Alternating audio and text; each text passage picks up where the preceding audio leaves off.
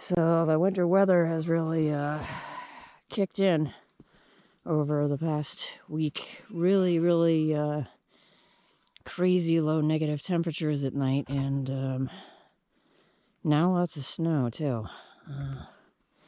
So how do we keep the critters alive up here in this kind of weather? And the answer is hay.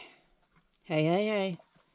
Not only as extra food for the pigs, because coonies can eat hay, but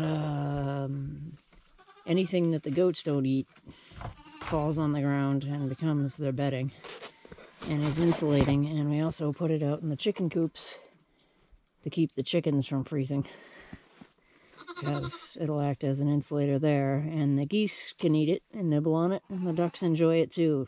Keeps their feet toasty. So right now we're gonna go deliver some more hay to the pigs and the goats, because it's supposed to get really warm and actually rain later, and then I guess tomorrow or the next day it's gonna be unbelievably frigid and cold again. So everything is gonna be a ice capades fucking shit show circus over here.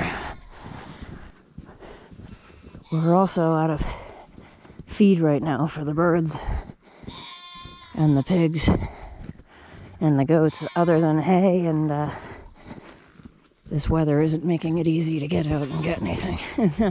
Actually on the last bale of hay too, so hoping to be able to get out tomorrow. It's getting a little crazy not being able to get out. And we can't run out of hay. That's a no-no. So these guys have got their extra hay for the day and night, enough to eat and stay warm and cozy. And these girls have got their hay bedding and enough to nibble and stay warm and toasty like pigs in a blanket. What are the animals getting fed every day if we're out of feed right now, you ask? Well, I've actually been making them organic pumpkin peanut butter bread. They eat it a hell of a lot faster than it takes to make it, let me tell you. Not sure how many calories are in it, but I'm gonna go with a lot.